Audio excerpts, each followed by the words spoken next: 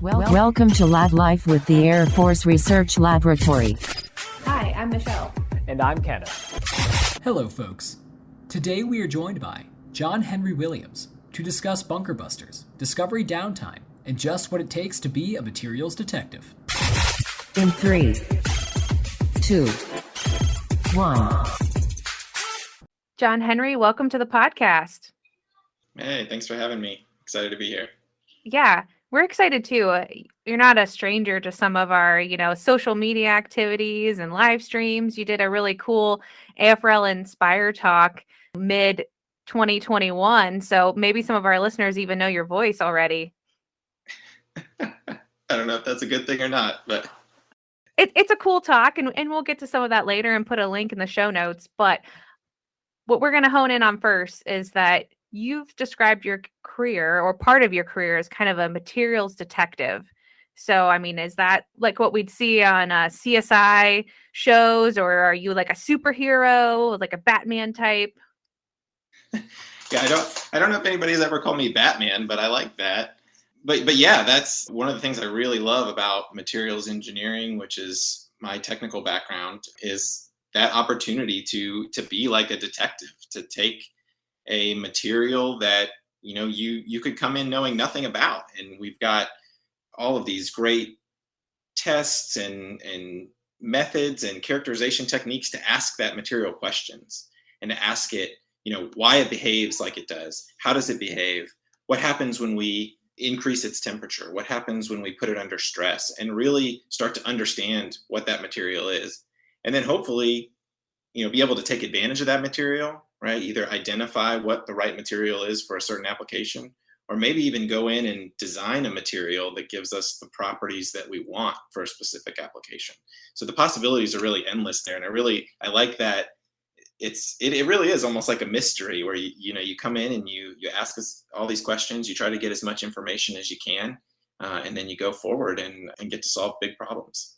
Yeah, I love the idea of being able to have a material and having that almost exploratory approach, like you mentioned, having this freedom to be like, all right, so what is this and where do you fit? It's kind of like a puzzle piece you get to hopefully fit into a much larger, objective or puzzle itself, which is very fulfilling, very rewarding. Yeah, absolutely. I love it. So taking a step back then, I know we talked about a lot of the cool stuff that you've done in your career there, a little sneak peek, but I know a lot of our listeners would be interested. What originally interested you in becoming a materials engineer? Where did that start? So I think it really crystallized for me. There's your bad material science pun. Back in 10th grade chemistry class with my teacher, Mr. Relton, and he had a great way of explaining some of these complex topics, like these chemical reactions, in such a simple and easy to understand way. I remember he had this extended analogy that he would use called the party analogy. And every time we learned something new, he would bring it into this analogy. So, we have all these chemical species that would come to a party, and as those reactions happened, they would switch partners, or if something happened in solution, they would jump into the pool. Right. And so it was a very simple way to understand what can be a really complex topic.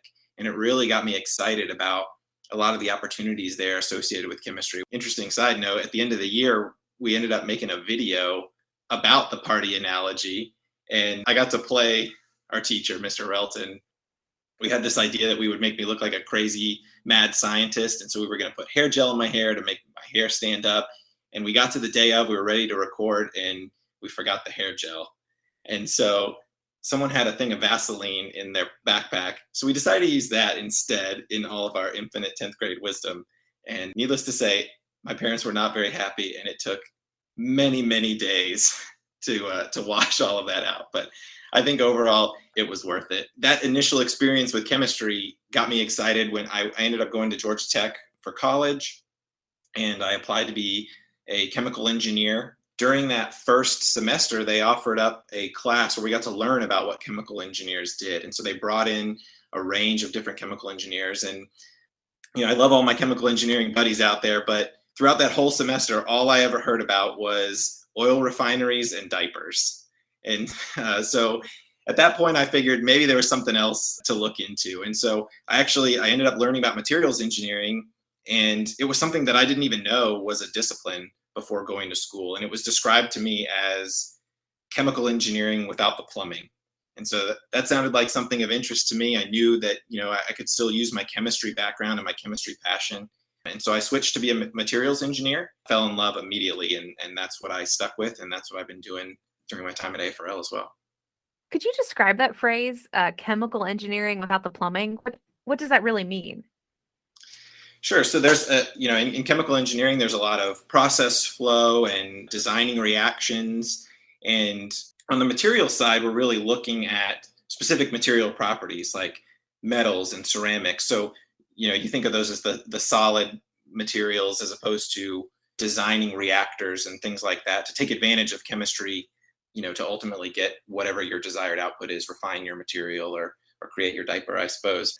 But yeah, it's really having that opportunity to look across the set of materials, polymer materials and metals and ceramics and composites, and having an opportunity to be a materials detective, to probe those, ask those questions, understand those properties, and then ultimately design materials. And we know it was a SMART scholarship, which we talked about on the podcast before, and folks can look at afresearchlab.com. The SMART scholarship brought you to our munitions directorate located at Eglin Air Force Base within the Air Force Research Laboratory. What was your first experience like working with the Department of Defense? Yeah, so first off, I highly recommend the SMART scholarship. That was a great experience for me, and I would definitely encourage anybody out there listening to take advantage of that. I was not aware that Eglin Air Force Base existed before I came down to work for DoD.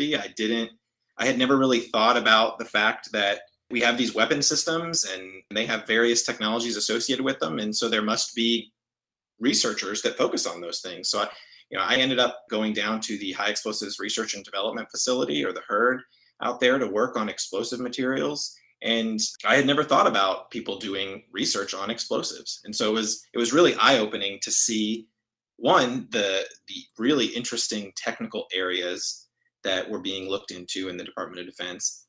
And then two, the amazing facilities that are out there and the opportunities to really do cutting edge research. And three, I think the biggest thing that stood out to me initially was the reality of the dedication that those people have to serving their country and helping the warfighter. And so they're there for a purpose, and everybody shares that purpose. That was really great to see, especially as, a bright-eyed intern coming in right out of college with big hopes for the world. And one thing, I mean, we hear again from the SMART scholarship or interns, no matter what platform got you into AFRL, you get to do like meaningful work right away. You get to work with brilliant people. Meanwhile, the SMART scholarship, paid for some of your schooling and, gave you a livable salary. So it's just like win-win-win. I know there's a lot of amazing facilities at Eglin, and even just have a huge range, being there on the Gulf of, where things could be tested. Would love to hear about your time. Yeah, so there were great opportunities to go out and take advantage of some of those facilities, like you mentioned, to see tests and things like that.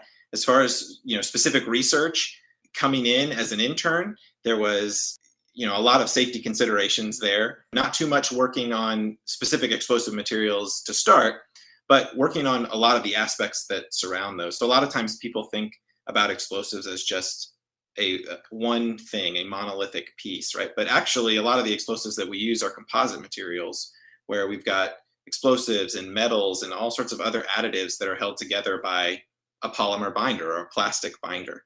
And so I got to do a lot of work on designing those polymer systems and doing real, meaningful research that was affecting ongoing programs that were ultimately tied into these explosive systems in a way that I could get engaged, as somebody that didn't have that explosive experience right off the bat.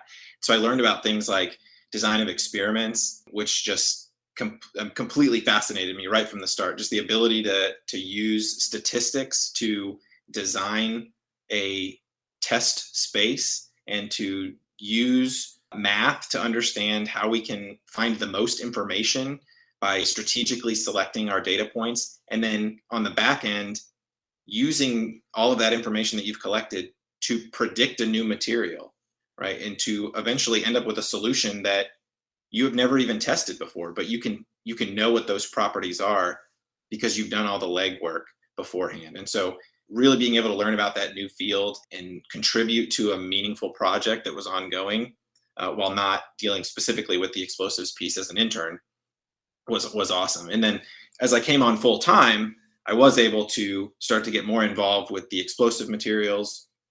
And so ended up, again, transferring a lot of those skills that I'd used as an intern in design of experiments to designing new explosive formulations. And so was able to do a lot of work looking at new materials for things like hardened, deeply buried targets. So you may have heard about the bunker buster series of bombs, right? So we're looking at underground targets and how do we hold those targets at risk? How do we make sure that our explosive materials can survive that ride to those targets and then function as intended once we get there? And diving a little bit farther on bunker busters, AFRL played a huge role in their use during the Gulf War. Now, John Henry, I know you were a tiny, probably toddler at that point, or maybe a kindergartner or something like that. But can you tell us, what our, your predecessor material engineers and scientists were working on that really helped bring that conflict to a close? Yeah, absolutely. So yeah, I was it was a little before my time, but it's definitely something that resonates throughout the culture of the herd down there because it was such an important and impactful event. And back during that first Gulf War, the intel that we had suggested that Saddam Hussein was hiding in these underground command and control bunkers. And we didn't have a weapon system that could hold those targets at risk. We didn't have the ability to go out and prosecute those targets. And so in an incredible feat across the span of just a couple weeks, 28 days, we went from design of a system to filling to testing to ultimately dropping those weapons in theater. And after those weapons were dropped, within a matter of 24 hours, the Iraqis surrendered. So it led directly to the end of that conflict in an efficient and effective way. And those items were filled at the herd down here at Eglin. And so, we literally have pictures of them passing buckets of explosive material up the stairs to be able to fill these items that hanging in our walls. And so that's a very important part of our legacy and something that really reminds us every day of the impact that we can have with the research that we're doing and how we can affect the mission of the Air Force and now the Space Force as well. Even though we may be a small piece of that overall weapon system, right, we can still make a difference in how the Air Force is able to execute that mission. And that can lead to, saving lives, shortening conflict, and ultimately, bringing more of our folks home safely. I think it's a really interesting story too, because you use that 28-day span of, this problem getting, I guess, to the scientists and engineers and like, well, how can we design this so it can get to these underground bunkers is basically the problem that you're solving. And then in 28 days, they've received resolution to the problem they were trying to solve. I mean, that's amazing. Yeah, it's incredible. It's really a testament to what we can all do if we, work together towards a common goal. That was a time when we needed to step up for our nation, and I think we came through with flying colors. Well, and the thing too is sometimes, our podcasts tell the story of basic research or these fundamental ideas that we don't know how they'll pay off in 20 years or 50 years, but we're also solving the problems of today, that responsiveness to our warfighters today and near term and long term. We have to solve everything, have to think out what's going to be the problem of the future or what do we think might help in the future. And, what can we fix today as well? Absolutely. And that's one of the wonderful things about Eglin as well is it's a center of excellence for the weapons community. And so we're very tied into the test wing and the program offices and some of those areas that are a little further along in the development. And I'm curious as well about the story with the bunker buster. Was this something that you were familiar with before you joined the herd, or was this more when you joined, they gave you this example saying, hey, this is like why we're doing what we're doing and a sample of that success?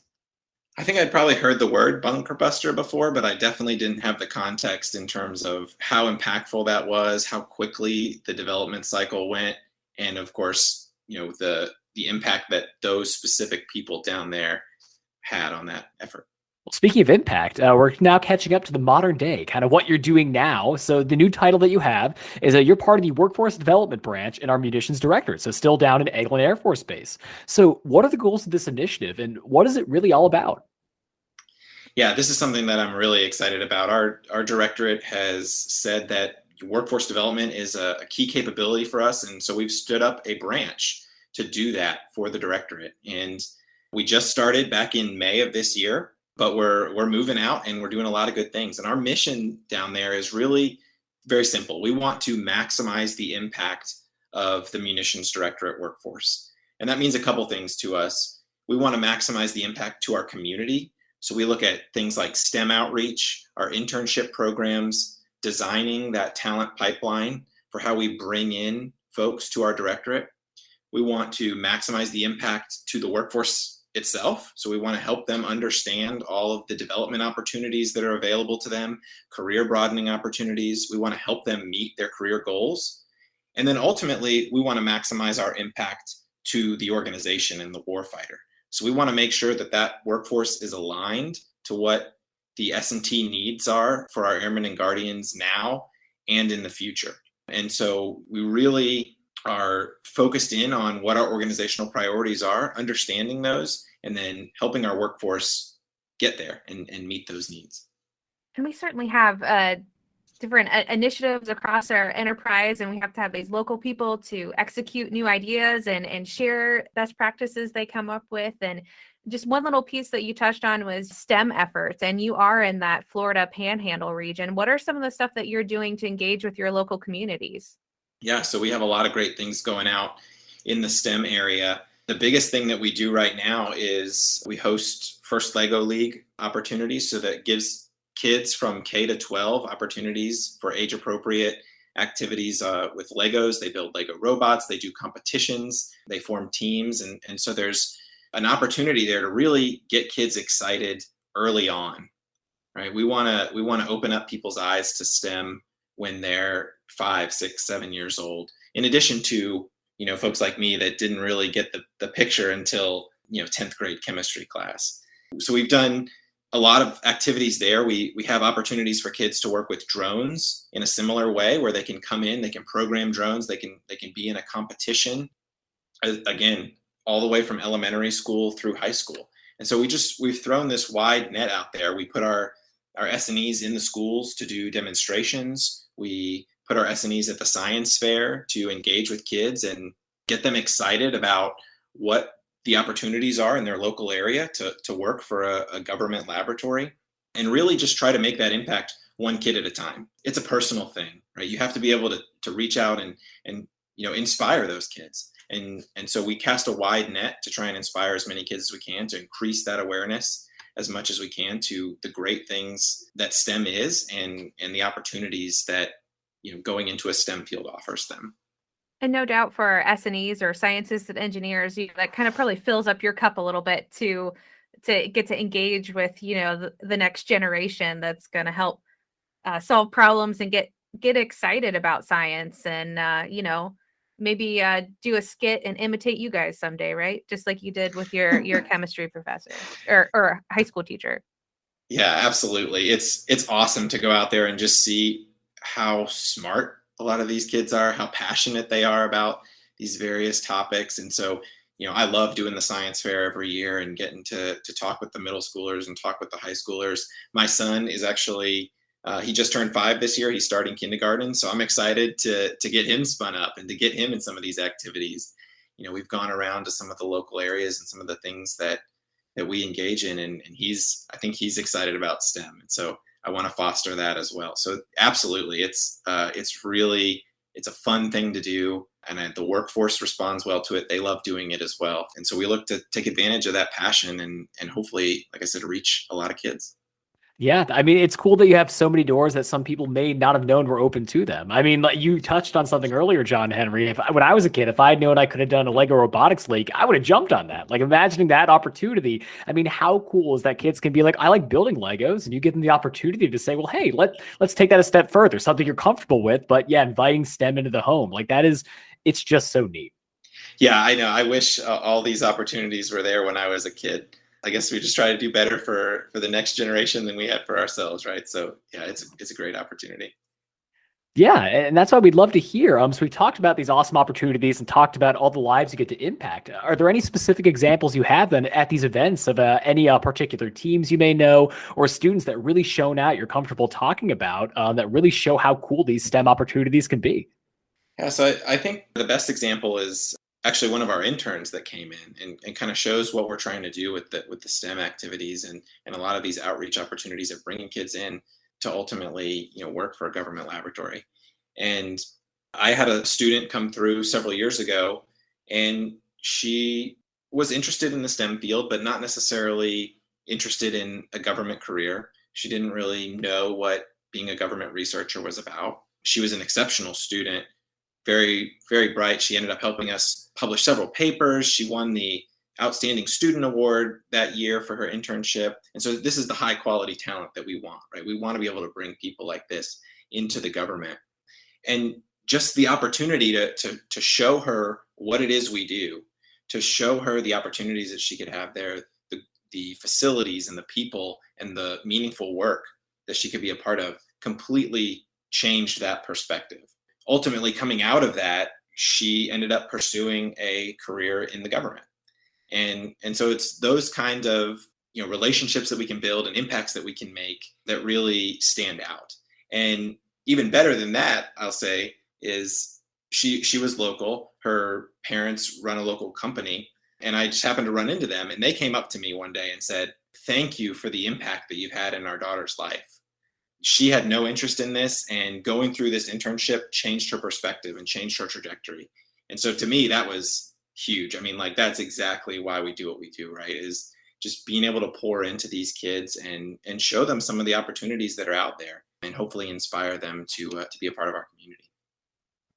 Certainly, you never know how something might ripple, something effort that you do or another team member does to inspire the next generation. And another thing that's kind of rippling in our organization, locally, you kind of explore this idea of discovery downtime within your job and your branch, but that's really been something the rest of AFRL has taken a shot at to see if it works for them. What is discovery downtime? When I was back at the Herd, we really wanted to follow in the footsteps of some of these innovative companies like Google and 3M that give their employees intentional time that's set aside to work on really whatever they want to work on outside of their normal job, outside of their normal responsibilities. And they've seen huge benefits from that. Things like Gmail and Google News, all of that has come out of this Google free time that they've given their employees. So we wanted to provide that opportunity to our researchers. And it was a little bit tough, right? It was challenging to convince people that we could essentially shut down for a week and let everybody work on whatever they wanted to work on, and that we would get meaningful results out of that. And so we took a risk to do that, but we saw a great impact on the back end, not just in terms of the awesome stuff that came out of it. And we did get new project ideas. We ended up with some patents. We had new methods and things like that. But really, I think the bigger piece of it was the morale boost that was associated with that, the excitement that it got people out of their comfort zone, thinking about things in a new way. It allowed them to see that they can go and make these big impacts in a short amount of time. If they're able to just separate themselves from some of the administrative burdens that they have throughout their job. And so it was a real reset and a refresh for our workforce. And so we got a lot of great things out of it. And we're shouting it from the rooftops. We want people to take advantage of that as well, and hopefully see some of the benefits that we've seen. So what advice would you have then for people who may be on the fence about this, wanting to implement it, but are unsure how, or maybe even how to connect with their leadership to pitch this idea? Yeah, so if you're thinking about pitching an idea, I would say tailor this to what makes sense for your organization. So we didn't do exactly what Google did. We didn't follow a specific rubric, but we took that concept and we applied it to what we knew about the Herd to be able to be successful. And so when you're going, don't take what we did, don't shut down the branch for a week, do what makes sense for you, because you know your organization. So that may be shorter, that may be longer, it may have different, pieces to it. but take that risk. Definitely, that would be my advice to leaders is just do it. Take that risk.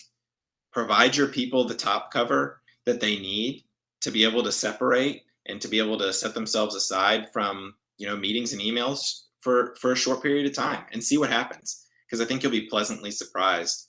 I've said this several times already, but the people that are working, at AFRL are passionate and they're brilliant and they know that they want to make an impact for the warfighter. And so just giving them that free reign results in a lot of great things. And so it's scary on the front end, but on the back end, you'll see dividends. So I would just say, go for it. You mentioned the passion that our teammates, our scientists and engineers, our professionals, our support staff have. We all want to do work worth doing. And it's something our commander kind of sent a note out about yesterday. And that's really what drives people. It isn't about money or glory or anything. It's really about doing work worth doing and being dedicated to new ideas and making things better and helping our warfighters, our airmen and our guardians and our world really with some of these things we work on. That's the number one thing to me. That's the thing that keeps me excited about working at AFRL is just the people, right? And that may sound cheesy, but it's true. I've seen that throughout my entire career here since I was an intern to right now. People are excited about the opportunity to serve their country. They're excited about applying the skills that they've learned in school and the things that are passionate to them, that they're passionate about, from a technical perspective, to real world needs of our nation and our warfighters. And it's real. I mean, that dedication is real and that binds us all. And the fact that we are working towards that common goal, the fact that we all have that sight picture in front of us, I think makes us really powerful. And it gives us a really great opportunity to affect change now. Maybe it's something soon, short term, like the bunker buster example.